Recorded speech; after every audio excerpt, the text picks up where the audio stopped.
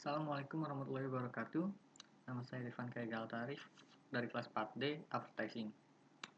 Di sini saya ingin membahas tentang pandemi Corona, manajemen krisis di saat pandemi Corona. Bagaimana saat ini di negara-negara luar banyak menerapkan physical distancing yang membuat bisnis-bisnis itu jadi nggak bisa bergerak dengan lancar dan mereka jadi terhambat, pendapatan menurun, karyawan tidak dapat dikerjakan karena tidak ada pendapatan, tidak bisa menggaji. Lalu kali ini saya akan membahas dari perusahaan Indonesia, Gojek. Bagaimana Gojek dapat menghadapi situasi ini dan bagaimana cara mereka mengatasinya. Oke, mari kita mulai. Gojek adalah perusahaan yang didirikan Nadiem Makarim, berawal dari ojek online, lalu sekarang menyediakan sebanyak 19 layanan. Ada GoRed, GoPay, GoFood, GoClean, GoTix, GoBox, GoBusPay, GoMart, GoGlam, GoMessage, GoSend, GoCar, dan lain-lain. Lalu Gojek sendiri salah satu dari 20 perusahaan di dunia yang telah mencapai Decacorn bersama dengan Grab, dan yang baru-baru ini Tokopedia berhasil mencapai Decacorn. Decacorn sendiri adalah nilai di saat perusahaan startup valuasinya melebihi dari 10 juta US dollar. 10 juta US dollar Decacorn. Gojek sendiri sudah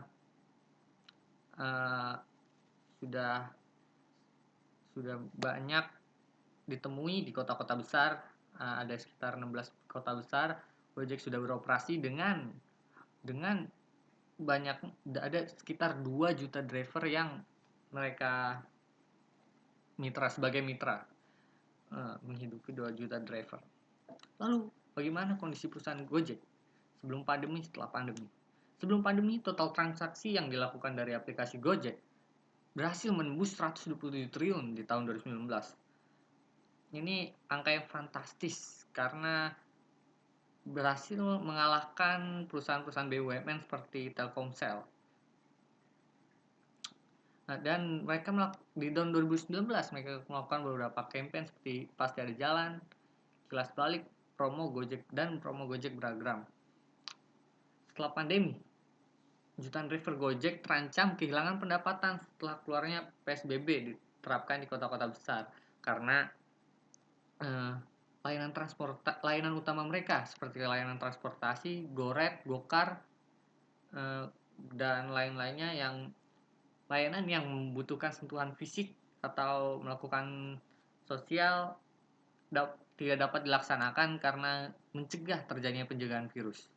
Ini sangat membebani para mitra driver yang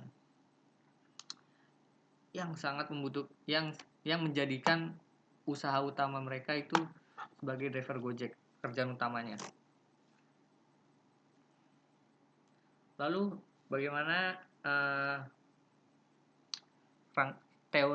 dari kerangka teori saya dapat menyimpulkan manajemen krisis dan social media marketing dari Gojek. Sekarang ini Gojek sedang menghadapi tahap akurat dan tahap kronik dengan penyebab utamanya adalah terjadinya pandemik virus COVID-19. Ini tuh karena pandemi ini tidak dapat diduga, kejadiannya secara tiba-tiba dan tidak terprediksi. Dengan isolasi krisis mengantisipasi dengan pertimbangan strategi yang benar. Strategi pemulihan dari Gojek adalah Gojek membuat sebuah campaign baru yang bernama Ibadah yang diterapkan Gojek di saat pandemi ini yang bertepatan juga dengan bulan Ramadan. Kebanyakan masyarakat Indonesia melakukan ibadah yang agak memaksa untuk secara berkumpul secara ramai. Dan karena itu Gojek mengajak untuk beribadah di rumah sekaligus memberitahu fitur-fitur Gojek bahwa ibadah bisa dilakukan loh dari aplikasi Gojek dengan cara membayar zakat, donasi, dan bantuan-bantuan lainnya, amal gitu. Jadi dengan hanya aplikasi Gojek, kalian dapat melakukan ibadah dari rumah, dapat beberapa ibadah dari rumah seperti zakat. Lalu resolusinya adalah membatasi layanan dan yang menyebabkan sentuhan fisik dan fokus ke jasa antar barang maupun makanan. Seperti kan tidak bisa kayak sekarang pemerintah melakukan pembatasan sosial berskala besar, di mana untuk mengurangi physical distancing atau sentuhan antara masyarakat agar berkurang dan penyebaran virus berkurang dan untuk pulih kembali Indonesia. Maka dari itu Gojek hanya fokus di antara pengantaran barang dan makanan alias GoFood. Ada juga GoMart di mana kalian dapat berbelanja menggunakan Gojek yang langsung diantarkan di rumah. Gojek sendiri sekarang ini fokus dengan memberikan layanan. Langkah yang diambil Gojek antara lain adalah memberikan bantuan ke sesama driver di atas usia 60 tahun, lalu fokus dengan antar jasa dan makanan, memberikan traktir kepada driver di mana pengguna aplikasi Gojek dapat mentraktir driver Gojek.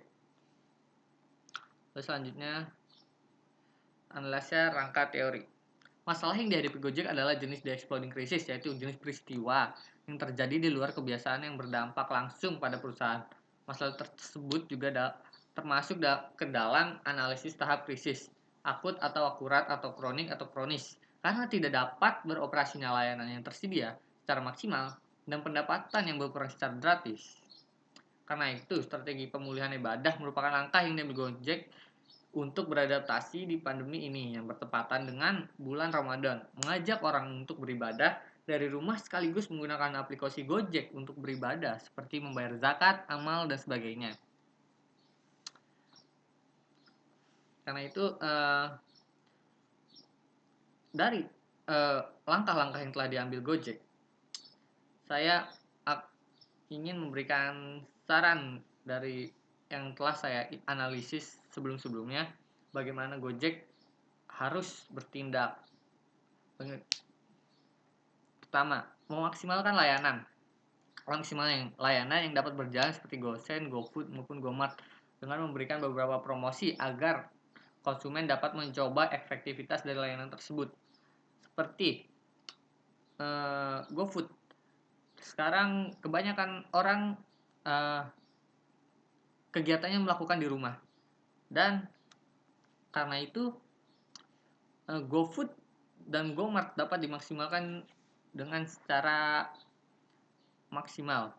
Karena kebutuhan pokok untuk berbelanja kebutuhan pokok, makanan, pasti mereka sangat membutuhkan. Karena itu Gojek harus memberikan beberapa promosi untuk beberapa pengguna baru agar mereka dapat mencoba aplikasi Gojek dan mungkin akan mendapatkan feedback yang bagus dan menjadi pelanggan setia untuk selanjutnya setelah pandemi ini berakhir. Lalu yang kedua, menjaga hubungan, yaitu Gojek harus tetap menjaga hubungannya dengan para driver, yang terutama untuk karena Gojek sendiri masih dapat beroperasi karena layanan yang mereka sediakan bukan hanya cuman transportasi, tapi para mitra driver yang bekerja langsung mendapatkan tekanan yang berat karena banyak dari mereka menjadikan ini tuh sebuah pekerjaan utama yang menyebabkan mereka kekurangan pendapatan sangat drastis tentunya karena tidak dapat melakukan angkut penumpang. Dan menurut saya Gojek harus tetap menjaga hubungan baik dengan mitra drivernya Karena jika hubungan baik dengan mitra drivernya dapat terjalan dengan lancar, mereka, sang mitra driver ini, dapat memberikan feedback positif kepada perusahaan dan karena mereka tuh secara tidak langsung adalah media promosi secara tidak langsung karena mereka tuh langsung terjun ke masyarakat, berbicara langsung kepada masyarakat, bisa melakukan promosi word of mouth gini loh. Jadi bisa membanggakan perusahaan mereka masing-masing. Gojek tuh enak kayak gini gini gini gini. Jadi mendapatkan citra positif di masyarakat. Karena itu pentingnya menjaga hubungan, seperti memberikan bantuan kepada mitra-mitra driver yang benar-benar membutuhkan, atau terus menjaga komunikasi. Lalu yang terakhir saran dari saya adalah untuk membuat strategi. Strategi seperti apa? Strategi yang kreatif dan inovatif, yang yang sesuai dengan yang dibutuhkan di saat-saat pandemi seperti ini, yang dibutuhkan masyarakat, yang dibutuhkan mitra driver juga, lalu berdampak positif kepada masyarakat seperti yang dilakukan sebelumnya oleh Gojek. Ibadah itu adalah langkah yang sangat kreatif, langkah yang sangat out of the box juga, di mana mereka bisa beradaptasi dengan bagus dengan situasi yang saat ini, di mana pandemi seperti ini kita tidak bisa beribadah di tempat umum karena tidak dapat berkumpul. Dia dengan secara tidak langsung Gojek berhasil mengajak orang-orang beribadah di rumah dan sekaligus mempromosikan aplikasinya.